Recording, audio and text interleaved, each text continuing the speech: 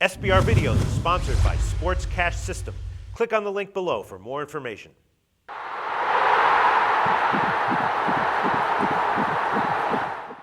Welcome everyone, I'm Jordan Sharp. It is week 7 of the NFL and we have reached the halfway point of the week, heading into Thursday tomorrow night for the Thursday night game between the Seahawks and the Arizona Cardinals. And it's time for me to take a look at some of these NFL odds for this week and take a look at some of the bigger ones, the smaller ones, and all the ones in between here. We'll start it off with that Thursday night game, which also happens to be one of several home underdogs coming into this week, where the Cardinals are 6.5-point underdogs against the Seahawks this week with a total of 40 points. Now, Seattle, very impressive. However, this is a divisional game on the road for them, two things that they have played closer and recently here, so it's going to be very interesting to see whether or not the Cardinals here come up with a cover. They opened up at 6 points, now at 6.5, and I think they do have a very good shot if their offense can come to play in this game, because their defense is always very, very undervalued. So right now I think I have to lean towards the Arizona Cardinals. Another home underdog this week is the Jets going up against the New England Patriots. Now we remember what happened last time these two teams got together. This one was actually from New England in week 2 on Thursday, where the Jets only lost by 3.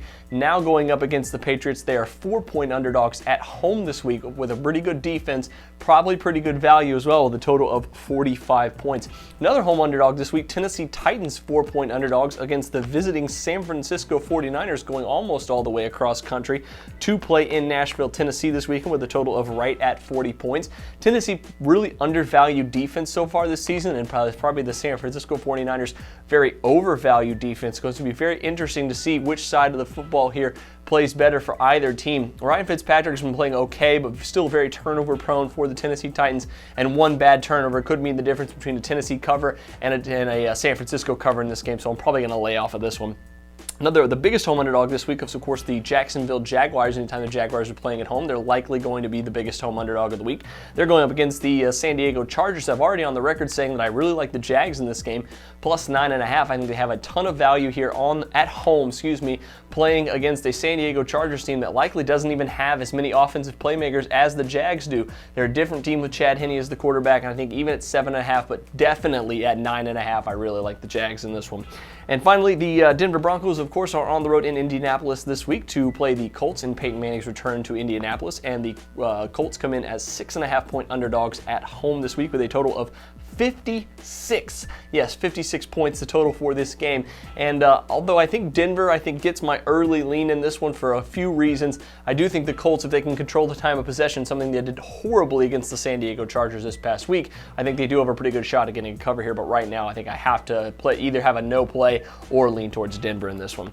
The closer spreads of the week, there's a couple of them here that are only 1 point. The first one is the Bears heading into Washington to play the Redskins, where the Skins are only a 1-point favorite in this game, total of 50 points in that one.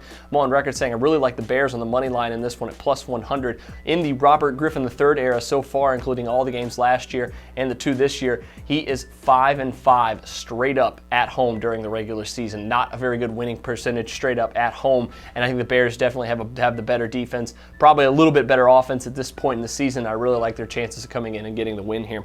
The other one is, of course, the big AFC North divisional game between the Pittsburgh Steelers hosting the Baltimore Ravens, where the Steelers are 1-point favorites in this game, total of 41. That should be the exact opposite game of the Bears-Redskins, which is likely going to be a shootout. This one might end at 3-0. Who knows where this one is going on? I have to have a no play in this one and just watch it and enjoy the marvel that is the Steelers versus Ravens rivalry.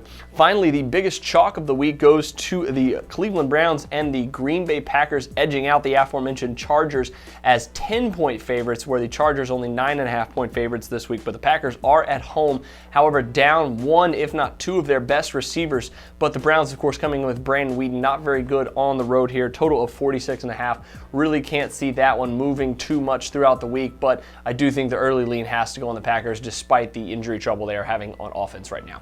That'll do it for me this time. Make sure you check out my weekly blog updates that are set to come out Thursday and Friday morning, finishing up all the line movement and interesting spreads here, giving you a few of my early leans as well heading into week 7 of the NFL season. But until then, thanks for joining me on this one.